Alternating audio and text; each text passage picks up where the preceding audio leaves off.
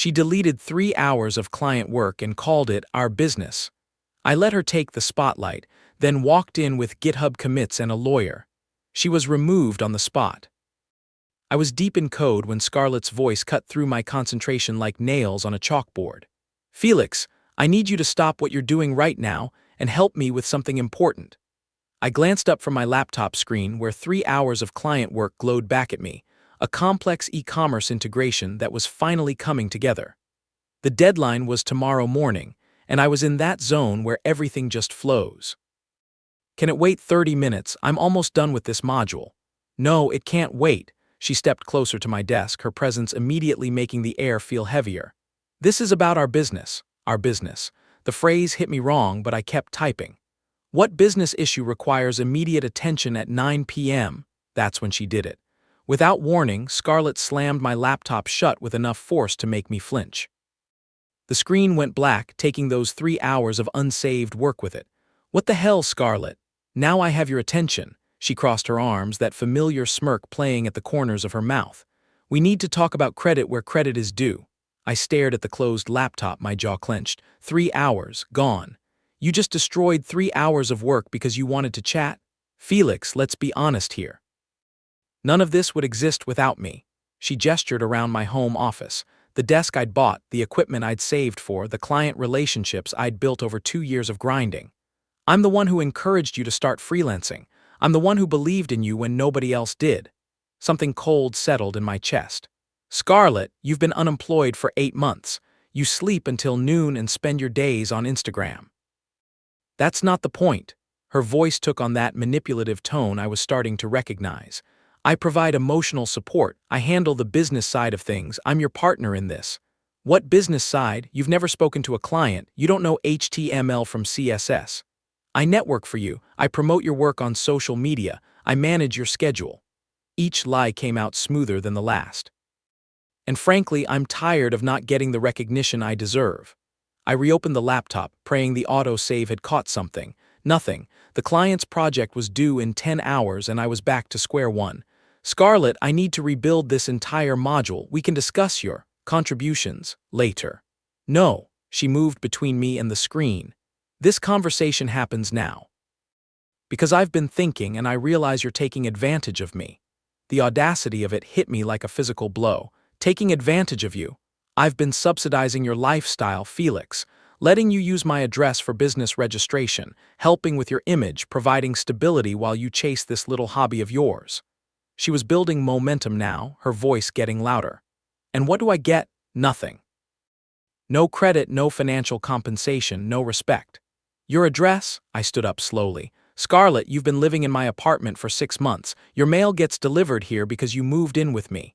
Details. She waved her hand dismissively. The point is, I've been instrumental in your success, and it's time you acknowledged that publicly. I looked at her, really looked at her, and saw something I'd been too busy to notice before. The complete absence of any awareness of reality. The genuine belief that her presence in my life was somehow essential to my work. The expectation that I owed her something for the privilege of supporting her. Scarlett, what exactly do you think you've contributed to my business? Everything that matters. Vision, strategy, emotional intelligence. You're just the technical guy, Felix. I'm the one with the big picture thinking. The client email notification chimed on my phone. A reminder about tomorrow's deadline. 3 hours of work gone because she needed attention. I felt something shift inside me, not anger but clarity. Cold, perfect clarity. You know what, Scarlett? You're absolutely right. Her smirk widened. Finally, some recognition. You deserve credit for exactly what you've contributed. I sat back down and opened a new document. Which is why I'm going to be very precise about documenting everything moving forward. Good, it's about time. She moved toward the door, satisfied. And Felix, next time I need to talk to you, don't make me wait. This is our business, and I'm not just some employee you can ignore. She left me alone with my laptop and the wreckage of my evening. But as I started rebuilding the lost code, I wasn't thinking about the deadline anymore. I was thinking about addresses and mail delivery and exactly how many packages had been showing up at my door lately with her name on them. The clarity was spreading, and with it came a very systematic plan. I changed the locks at 7 a.m. while Scarlett was still asleep. The locksmith, a guy named Dave who'd done work for my building before, raised an eyebrow when I explained I needed it done quietly. Relationship issues. He asked, installing the new deadbolt. Something like that. By the time Scarlett woke up at noon, I was already 3 hours into rebuilding last night's work. She shuffled to the kitchen in her usual post-sleep haze, and I heard the coffee maker start up. Normal Tuesday routine, except for the small pile of mail I'd left on the counter. Felix. Her voice carried that edge it got when something wasn't quite right. Why is there a stack of my packages by the door? I didn't look up from my screen, because they're your packages.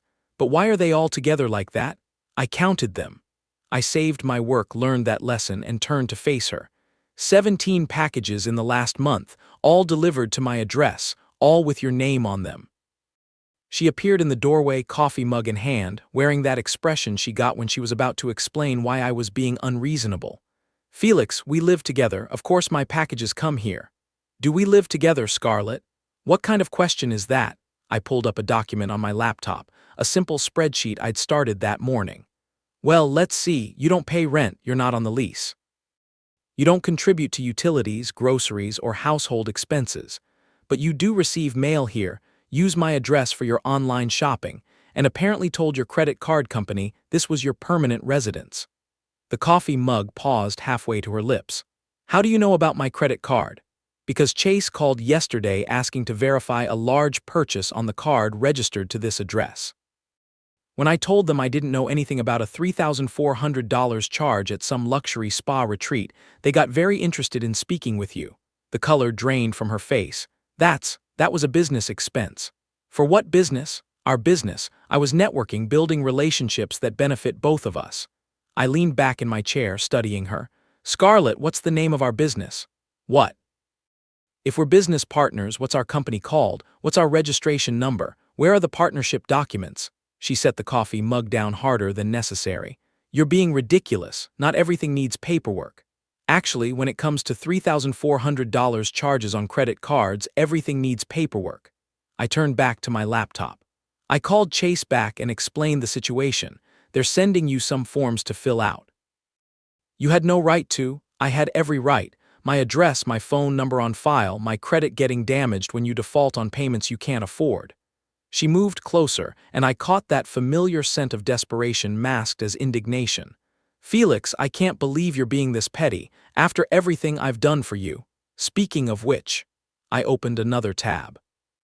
I had an interesting conversation with Jennifer from TechStart Innovations yesterday.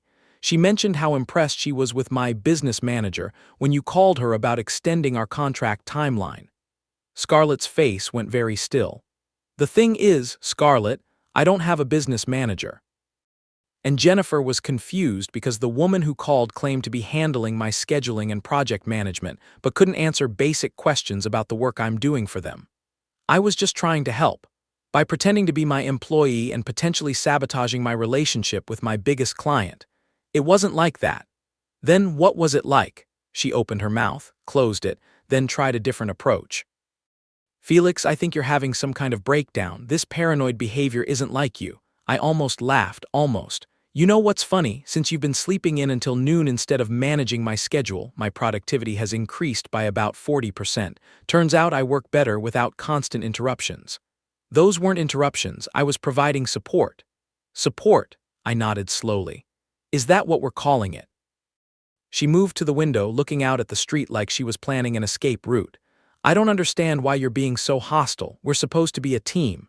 Are we? Of course we are. Then you won't mind if I make some changes to how we operate as a team. She turned back to me, cautious now. What kind of changes?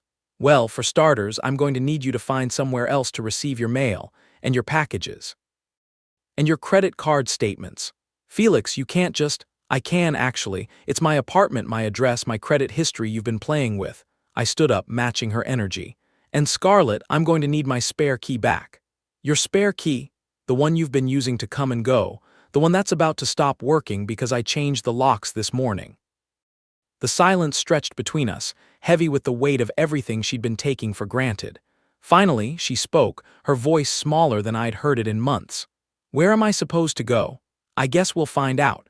The Instagram account appeared 3 days later. Scarlett Hayes Consulting Strategic Business Development and Digital Growth Expert. The bio made my coffee go cold. Helping entrepreneurs scale from startup to six-figure success. DM for consultation. Every single image was stolen from my work. My client websites, my code screenshots, my project timelines, all presented as her consulting victories. The caption on her most recent post read, "Just delivered another game-changing e-commerce solution for a major client."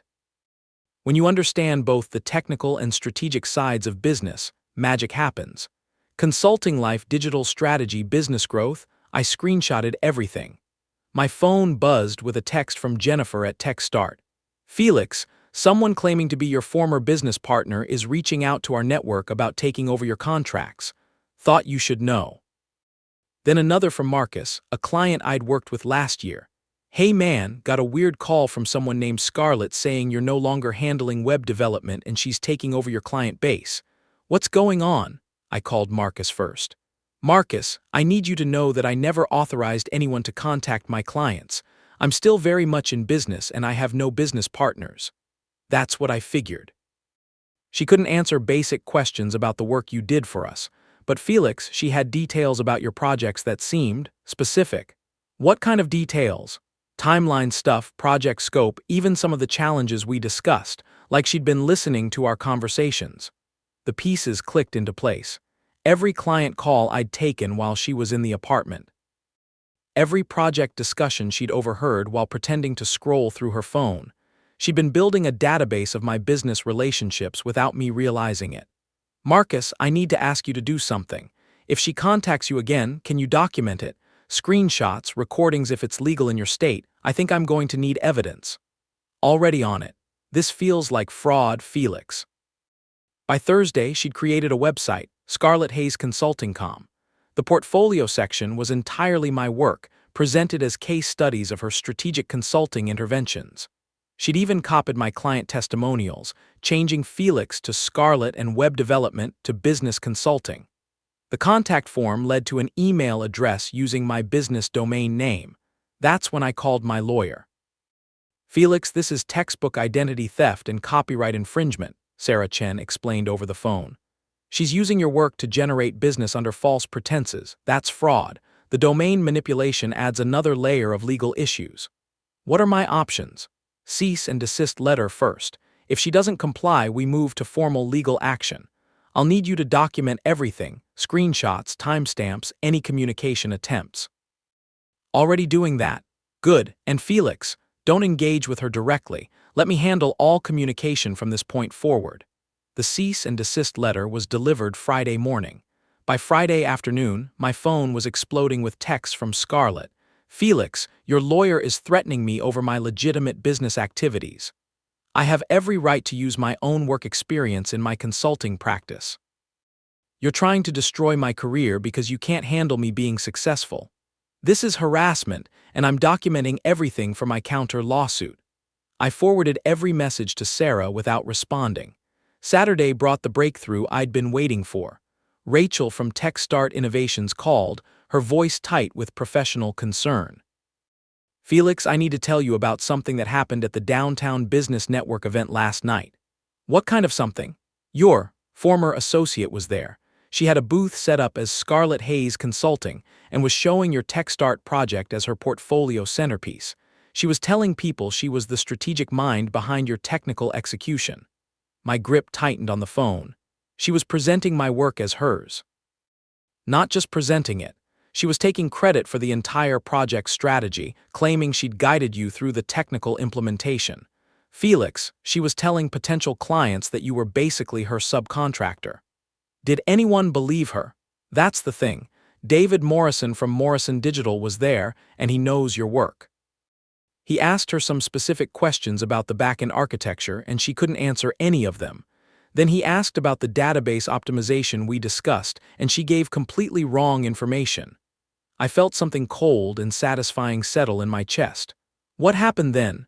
David called her out, publicly, in front of about 30 people. He said something like, "That's interesting because Felix Martinez designed that entire system, and what you're describing would actually break the functionality." The whole booth went quiet. How did she respond? She got defensive, started talking about how technical people don't understand business strategy, how she was the visionary behind the project. But Felix David pulled out his phone and showed people your actual GitHub commits for that project, with timestamps, from before she claims to have been involved. The satisfaction was spreading now, warm and systematic. What happened to her booth? She packed up about 20 minutes later. But Felix, there's something else.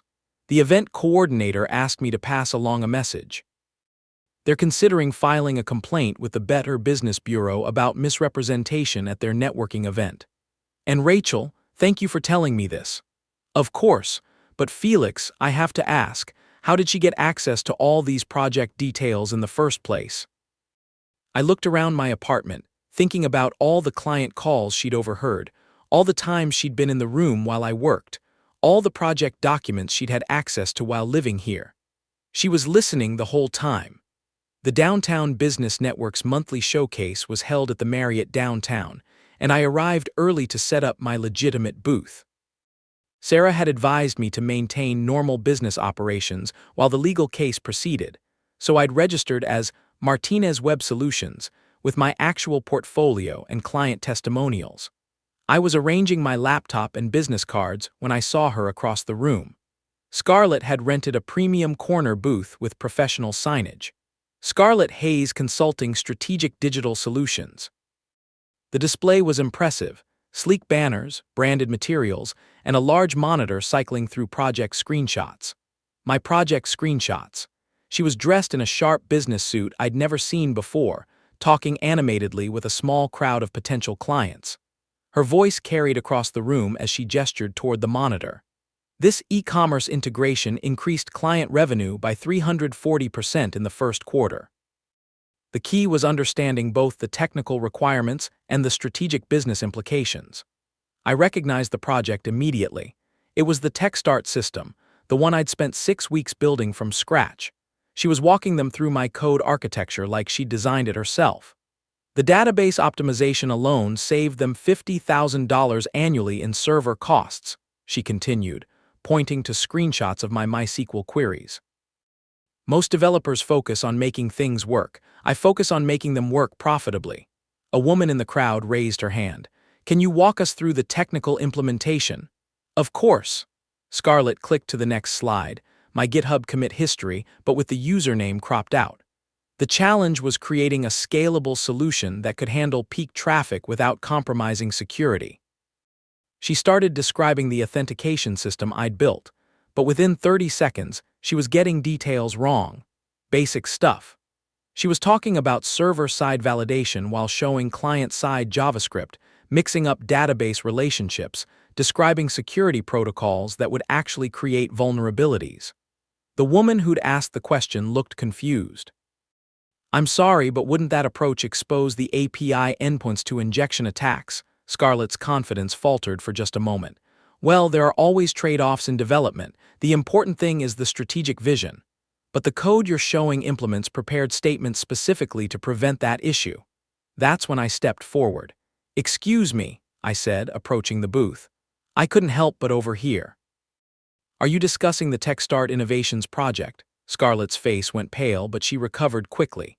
Yes, one of my recent consulting successes, and you are, Felix Martinez. I built that system. The crowd turned to look at me, then back at Scarlett. The woman who'd asked the technical question raised an eyebrow. You built it. Every line of code. Would you like to see the actual GitHub repository? With full commit history and timestamps. I pulled out my laptop and opened the project repository. The commit history showed months of development work, all under my username, all with timestamps that predated Scarlett's consulting website by over a year. This is the actual code base, I said, turning the screen toward the crowd. You can see the development timeline, the comments, the iterative improvements, everything she just showed you. Scarlett's voice got higher, more defensive. Felix, you're embarrassing yourself. Yes, you handled the technical implementation, but I was the strategic consultant who guided the entire project. Really? I clicked to the client communication folder. Here are all the emails between myself and TechStart. Every project discussion, every requirement change, every strategic decision. Would you like to point out where you were involved in any of these conversations? The crowd was growing now, people from other booths drawn by the commotion. I saw David Morrison from yesterday's story pushing through to get a better look. This is harassment, Scarlett said, but her voice was shaking. I have every right to present my consulting work. Your consulting work? David stepped forward. Scarlett, I was at TechStart when Felix presented this project. I never saw you there. I never heard your name mentioned. I work behind the scenes. Not everyone needs to be in every meeting. Then you won't mind if I call Jennifer from TechStart right now? I pulled out my phone. She's probably still at the office. Don't you dare, but I was already dialing. Jennifer answered on the second ring and I put the call on speaker. Jennifer, it's Felix. I'm at a networking event and someone here is claiming to have been the strategic consultant on your project. Could you clarify who you worked with on the e-commerce integration? Jennifer's voice came through clearly. Felix, you know it was just you and our internal team. We never hired any external consultants. Why would someone claim that? The booth had gone completely silent. Scarlett was staring at my phone like it was a bomb. Thanks, Jennifer, I'll explain later. I hung up and looked at the crowd. Any other questions about the project ownership? The woman who'd asked the technical questions stepped closer to my laptop. Can you show us the database schema you mentioned? Absolutely. I opened the development environment and walked them through the actual architecture, explaining the security implementations, the optimization strategies, the scalability considerations. Real technical details that matched the code they'd just seen. Behind me, I heard Scarlett's voice getting more frantic. This is a setup. He's trying to sabotage my business because he can't handle my success. But the crowd was focused on my screen now, asking detailed questions about implementation approaches, discussing potential applications for their own projects. Professional conversations between people who actually understood the work. Mr. Martinez, said a man in an expensive suit who'd been quietly watching. I'm Robert Chen from Chen Digital Holdings. We're looking for a developer for a major project. Could we schedule a consultation? Of course. I handed him my business card, my real business card with my actual credentials. Excellent, and just to confirm, you're the sole developer on all the work we've seen today. That's correct. I can provide additional references, code samples, whatever you need to verify. That won't be necessary. Your work speaks for itself. As I shook Robert's hand, I noticed two security guards approaching Scarlett's booth. The event coordinator was with them, looking stern and professional. Ma'am, we need to discuss some concerns about misrepresentation at this event. Scarlett's voice rose to a near shout. This is discrimination. I'm being targeted because I'm a successful woman in tech. But the crowd was already dispersing, and people were walking away from her booth. I watched as she frantically tried to pack up her materials while arguing with the security guards. Robert Chen was still standing next to me, watching the scene unfold. Mr. Martinez, I think we're going to get along very well. When someone tries to steal credit for work this sophisticated, it usually means the real creator is someone worth knowing. I appreciate that, Mr. Chen. Call me Robert, and Felix, that project we discussed. It's worth about $50,000. I'll have my assistant send you the details tomorrow. As Scarlett was escorted from the building, her voice echoing down the hallway about lawsuits and harassment, I was exchanging contact information with 3 new clients and scheduling follow-up meetings for the following week. The clarity I'd felt that night she destroyed my work was complete now. Some people create value, others just try to claim credit for it. The difference always shows up eventually. 2 weeks later, I got a text from Claire, the yoga instructor who'd originally introduced us. Felix, I owe you an apology. Scarlett's been telling everyone you stole her business ideas and sabotaged her career. I believed her until I saw the news article about the networking event incident. The article had run in the local business journal. Entrepreneur exposed for portfolio fraud at downtown business network event.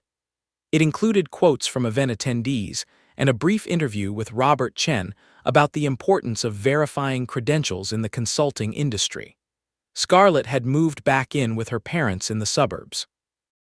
I knew this because she'd been forced to update her address with Chase, and they'd called to confirm she was no longer associated with my residence.